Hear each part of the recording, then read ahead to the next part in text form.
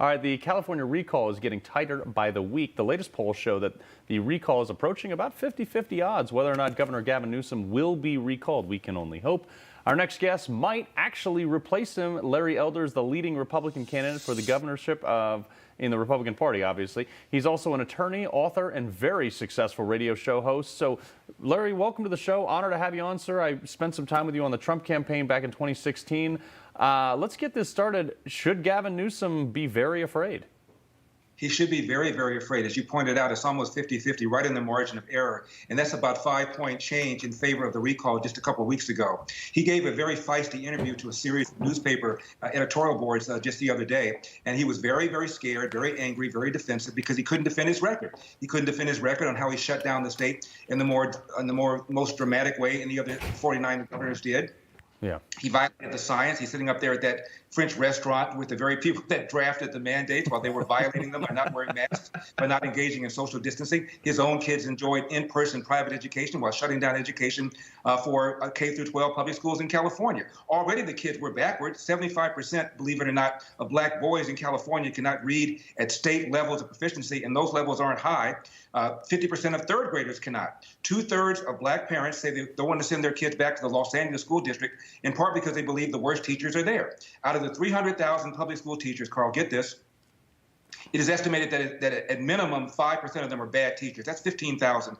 It takes almost an act of Congress to get somebody fired. Last year, 2 teachers were fired out of the 300,000. We wouldn't put up with that with the LAPD. There's 10,000 cops in the LAPD. Imagine if 5% of them were bad cops, planting evidence, racially profiling, using excessive force. We wouldn't put up with it. We would put up with it for school teachers. It's outrageous, and that's one of the many reasons why people want this guy to go. Crime is up. Homelessness is up. The cost of living outrageous. So for the first time in our state's history, people are leaving. And these are not millionaires and billionaires, as Bernie Sanders says. These are people making between 50 and 100K who can't get that first house. Right. I mean, it is crazy. Like, he's turned the state upside down. I mean, California, look, I spent 2 years living there when I went through military training out in Coronado, and it is one of the most beautiful states I've ever seen. It has tons of natural resources, tons of beauty. It used to have bustling commerce, and he's really kind of driven into the ground. So, like, to be honest, could this be the turning point for a blue to red state? I think so, Carl. When you have center-left publications like The Atlantic writing a piece they did just recently called "The California Dream is Dying," that tells you something. And that's why I'm asking people to go to electelder.com and throw a little something in the tip jar, because this is David versus Goliath, and I ain't Goliath. This man can raise and spend an unlimited amount of money to defeat me. I have campaign expenditure limits. Of $32,400 is the maximum contribution any individual can make. Beyond that, I want millionaires and billionaires, to quote Bernie Sanders, to go to Larry Elder Recall Newsom Ballot Committee and then throw something in the tip jar, because I cannot defeat this guy without your help. $1.8 million just got poured into his coffers by the teachers union that I'm going to go after. $5 million put in by the SEIU union that I'm going to go after, because the unions dominate this state. That's why Democrats keep beating Republicans, because the unions dominate the state. They have a stranglehold over Sacramento, and I'm going to change all of that, and that's why they're afraid of me. Yeah, well, the other thing, too, is in California, it's always been just, oh, you have a D in front of your name? Cool, we're going to vote for you. But now it's interesting. It's almost like this concept of people are listening and freedom, and their eyes are woken up, where the issue of your message is more important than your party. And talk to us a little bit about why your message is catching on so well. When my father came to California in 1945, he worked 2 full-time jobs as a janitor, was able to save his nickels and dimes so that he had a stay-at-home wife, my mother. She stayed at home until the last of us was in middle school. My father bought a house in South Central, which we perceived as uptown back then. It's still in the family, Carl. It is now worth, based upon Zillow, $600,000. So somebody who worked as an 8th grade dropout like my dad, who worked 3 jobs, couldn't afford that house because the cost of living is so outrageous because of the environmentalist extremists. They have a stranglehold over Sacramento. Crime doesn't have a color. Homelessness doesn't have a color.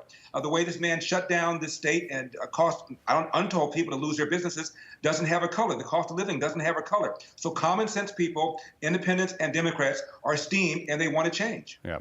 Well, one of your greatest things is, and this is how I've got to know you, is actually listen to your radio show. You have a very very unique ability, and I've seen this a number of times with a number of people you've engaged with, where you can take a very complicated situation and make it extremely easy for normal people like me to understand and be able to, yeah, no, I'm serious. Like, you could take issues that are far unexplained to the average person and make them extremely simple, get people engaged in the issue, and then show them how they can act on it. Talk to a little bit about what you're doing with that, I mean, really is a gift, with that gift on this race.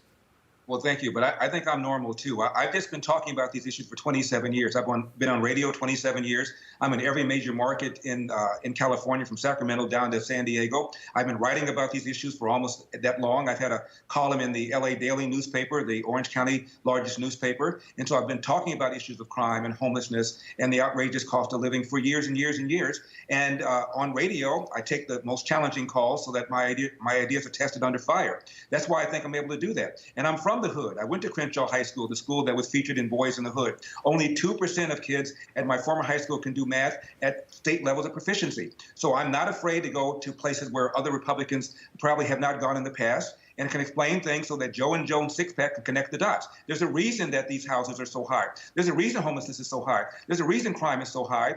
And it's not because of you. It's because of these people like Gavin Newsom and his cohorts in Sacramento. The Sacramento legislature is supermajority Democrats in both chambers of the Assembly and of the Senate, and that's the problem. I'm going to change that. I'm going to turn that around, and I think I can peel off a lot of votes who are Democrats and independents. My mom was a Democrat. My brother was a Democrat. I don't despise Democrats. If you talk to them in a commonsensical way, you can get maybe some of them to rethink some of their assumptions. And the beauty of having a secret ballot is you can pull that lever for Larry Elder with the R at the end of my name, and you don't have to tell anybody if you're an independent or you're a Democrat. Right. Mum's the word. Hey, I'm Rob Finnerty. Thanks for watching. If you enjoyed this video, please join the conversation in the comments below. Don't forget to subscribe, too.